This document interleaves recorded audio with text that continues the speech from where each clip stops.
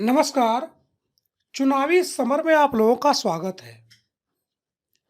कृषि कानूनों की वापसी के ऐलान के बाद ओवैसी ने सीएए, एनआरसी और एनपीआर के खिलाफ खोला मोर्चा।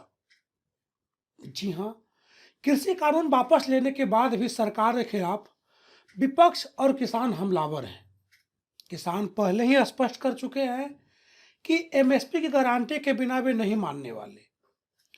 दूसरी तरफ एआईएमआईएम प्रमुख असदुद्दीन ओवैसी ने भी मोदी सरकार पर निशाना साधा है।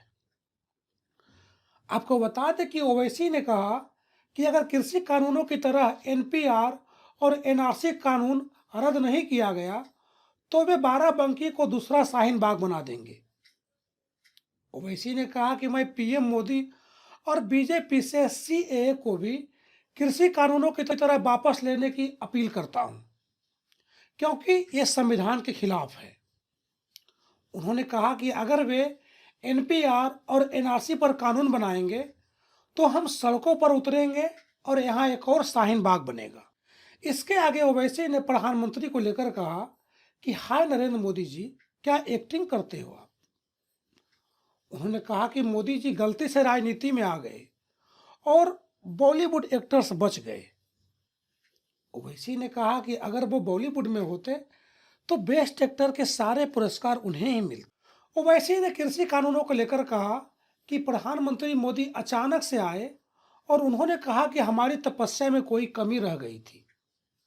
ओवैसी ने कहा कि तपस्या तो उन किसानों ने की थी जिन्होंने 1 साल तक संघर्ष किया और किसी भी सूरत में उन्होंने अपनी जमीन नहीं छोड़ी। इसके साथ ही ओवैसी ने बीजेपी सरकार को आड़े हाथों लेते हुए मुस्लिम समाज को एकजुट होकर अपने समाज की लीडरशिप को मजबूत करने की नसीहत दी। ओवैसी ने कहा कि देश में मुसलमान 19% होने के बावजूद भी आज उसकी गिनती कहीं नहीं होती, क्योंकि गलती हम लोगों ने की है। उन्होंने कहा कि मुसलमानों का वोट लेकर लोग मुसलमानों को ही भूल जाते हैं, लेकिन इस बार मुसलमानों को गलती नहीं करनी चाहिए।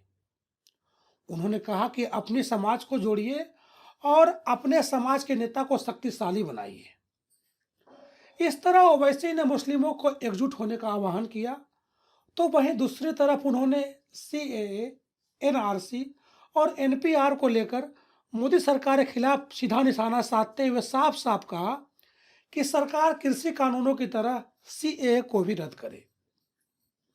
वैसे भी सीएए के खिलाफ भारत में जनता के द्वारा किया गया प्रदर्शन की दुनिया में चर्चा होते रहती है। वहीं शाहीन बाग में जिस तरह से सीएए के खिलाफ विरोध प्रदर्शन किया गया, उससे मोदी सरकार के अंदर भी कहीं ना कहीं घबराहट आ गई थी। शायद यही वजह है कि ओवैसी ने ऐलान किया कि अगर सरकार ने सीएए, एनआरसी और एनपीआर को रद्द नहीं किया तो फिर देश में फिर से शाहीन बाग जैसा प्रदर्शन देखने को मिलेगा। धन्यवाद।